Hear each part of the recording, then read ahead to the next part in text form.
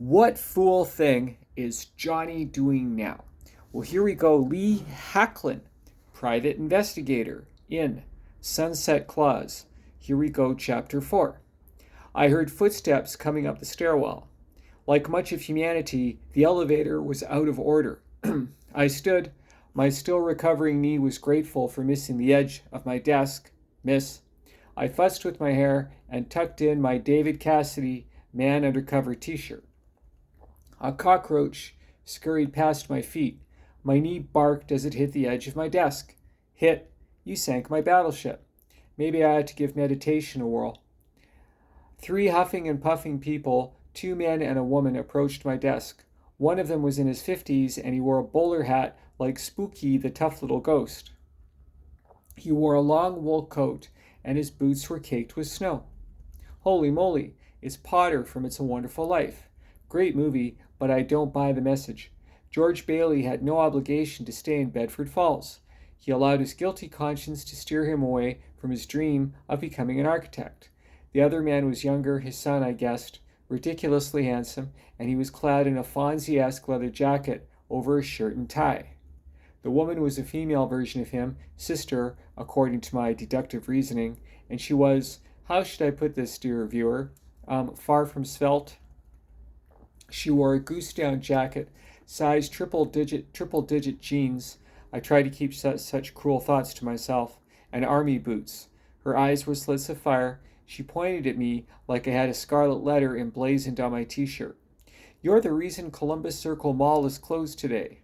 Actually, I'm Lee Hacklin. Come on in. Sorry about the elevator. Like some people, it's stuck in place. Potter's clone extended his hand and we shook. Hank Pratt, Pratt Department Store. I'm sure I've seen you there. Ha! This is my son Corky. He's vice president, and this is my daughter Lulu. She's a social activist. He could barely spit the words out.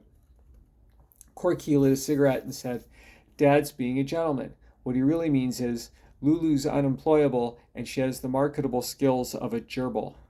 I might remind you, Corky Pratt, that I have 2 university degrees.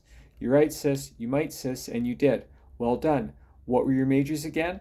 He snapped his fingers and said, Oh yeah, sociology, the study of what's bloody obvious, and economics, the study of the best way to loot from the hardest working and most productive individuals and hand it over to couch potatoes like you so you can buy more cheesies. Go suck an egg, Corky. I can't, you ate them all. Mr. Hacklin, Lee's fine.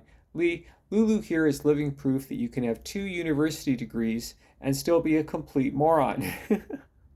Hank slapped the back of his head. Dad, my hair! That's enough, Corky. Apologize to your sister. For what? Telling the Emperor he's naked?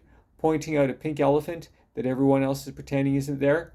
In Lulu's case, a literal one. Lulu wrapped her fingers around Corky's neck and began to squeeze. She was all business about it. I drew my Browning and shot the ceiling. Silence. Funny how that works.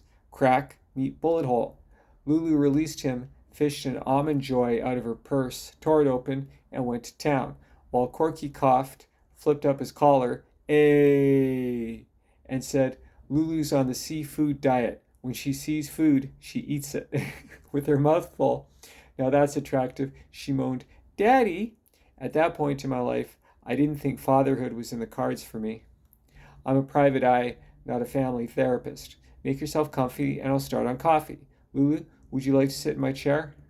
Why? Because it's the biggest and I'm the fattest person in this room? Exactly.